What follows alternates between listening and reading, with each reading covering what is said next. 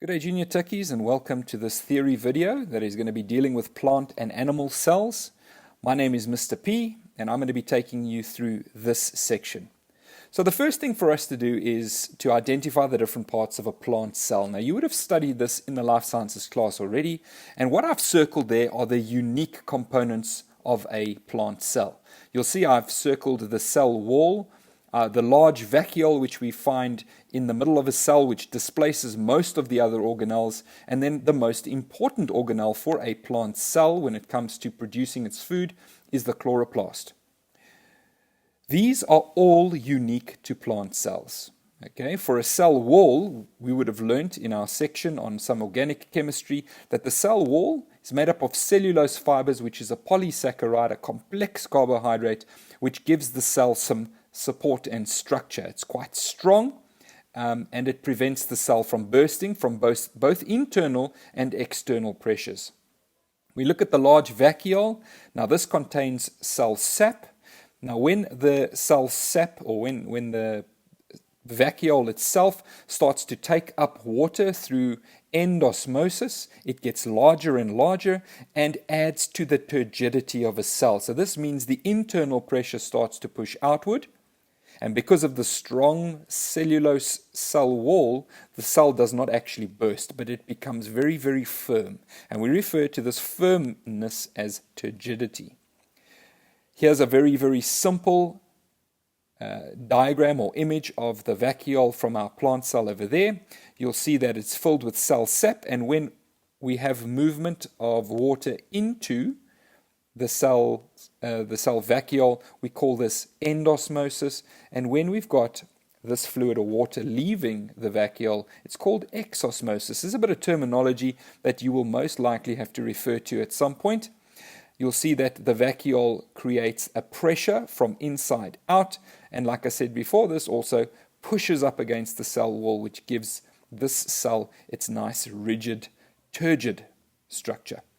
Chloroplasts are organelles responsible for photosynthesis. We should know that.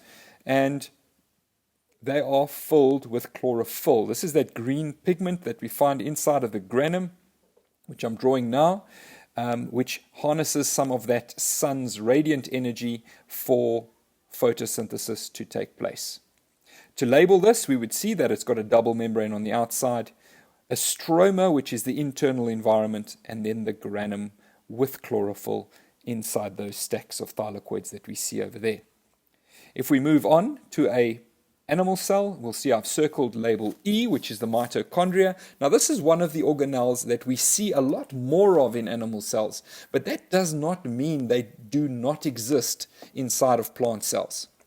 Plants also require energy for some of their life processes, so they do have mitochondria.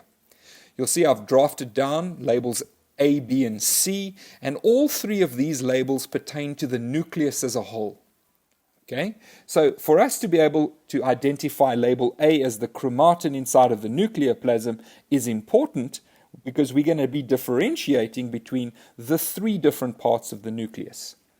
We look again at label B, which is the nucleolus, in which we find some of the RNA, and then we have the nuclear membrane with its nuclear pores that surround all of this genetic material.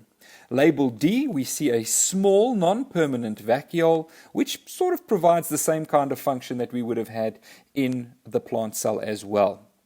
Okay, you'll see that with animal cells, there are no cell walls and there are no chloroplasts. Now, we don't really refer to no cell wall. We would rather refer to the positives. So where a plant cell has a cell wall, an animal cell will have a cell membrane. Where a plant cell has a cell membrane as well, it also has chloroplasts, whereas an animal cell does not. So when we get asked for a comparison between plant and animal cells, we don't really refer to the negative, as you'll see on the right under animal cells. In brackets, I've written no cell wall. So if we're comparing the two, we don't compare negatives. We don't compare what they don't have. We compare what they do have. If we look at plant cells, we know about the cell wall. It is unique to plant cells. We know about the large permanent vacuole, also unique to plant cells, and it has a rigid turgid shape, which is also unique to plant cells because of that very large permanent vacuole and the internal pressure that it results in. If we look at animal cells, small temporary vacuoles rather than that large permanent one, and it also has an irregular shape.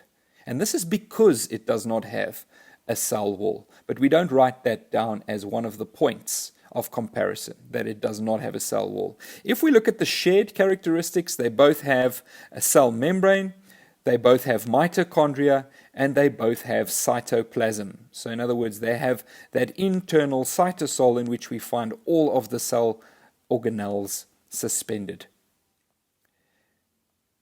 Moving on now to the structure of a cell membrane. You'll see there is an external environment to a cell, so in other words, outside of the cell membrane, where we have the fluids pushing right up against the cell membrane on the outside.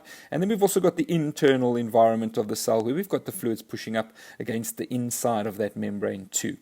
Now, there is transport across the membrane, which can be active or passive. Active transport requires energy, where passive transport just allows the diffusion or the osmosis of substances across the membrane. You'll see that we've got hydrophobic fatty acid tails and hydrophilic heads of glycerol. These are our phospholipids, which make up our double membrane for the cell membrane.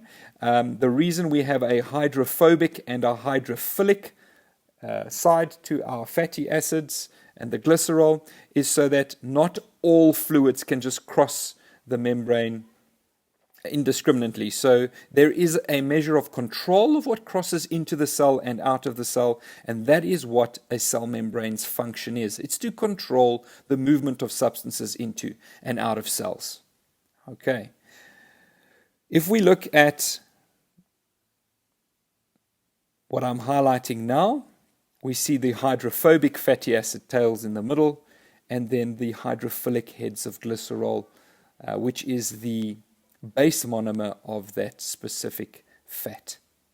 Looking at another super important organelle over here, we see the nucleus. We've sort of referred to it before, but let's look at what it is exactly we need to be able to do with what we know here. We should be able to draw this. Okay, we should be able to label this. And what we're going to do now is we're going to have a look at these specific labels. So the important ones are A, B, C, D, and E. And we can identify the appropriate labels that correspond as A, the nuclear membrane, B, the nuclear pore, C, the chromatin or the chromatin, D, the nucleolus, and E, the nucleoplasm. So drawing and labeling this specific important part of a cell is important. Should this have a heading? Most definitely. We started off as saying the image is the nucleus and it needs to be underlined. When we look at the mitochondria, this is also another important organelle, and it's one that we're not going to get rid of anytime soon. This is an organelle that we study again in grade 11. And being able to draw this organelle is also very, very important for us. Here we'll see we can identify two important parts where cellular respiration takes place. We see that we've got chemical reactions taking place inside of the matrix and the forming of our ATP molecules that is going to be on the inner membrane of our mitochondria. The folds of the mitochondria increase the surface area for greater production of ATP through cellular respiration. And that's the purpose of these folds. They're called cristae, and they are very, very important to the mitochondria. This is a topic, as I said, we'll be doing in grade 11 again in a lot more detail. Chloroplast is also one of the important organelles. Now, this one relates more to plant cells. So we're going to be looking at this structure in the context of photosynthesis in autotrophs. So this typical structure over here is important to be able to draw as well. But let's focus on its different parts first. We have the double membrane or the double unit membrane, which is the outer and the inner. We've got the stroma, which is the internal space. We've got the thylakoid, which is the individual component that forms the granum stack. So we've got stacks of thylakoids, and it's actually inside of those thylakoids in the granum that we find the chlorophyll. Light is harnessed by these chemical molecules of chlorophyll, and the energy is used to make the glucose and also release the oxygen that the plants add to the atmosphere. This is one that we're doing in grade 11, again in quite a lot of detail. Right, thanks so much for joining me for this theory video. I hope that it has helped your understanding within cells and organelles. Do make sure that you tune in for the other videos. Also get your hands on the worksheet memorandum and the theory booklet, just to make sure that you are well prepared for this section in your grade 10 year. Right, thanks again and see you again soon.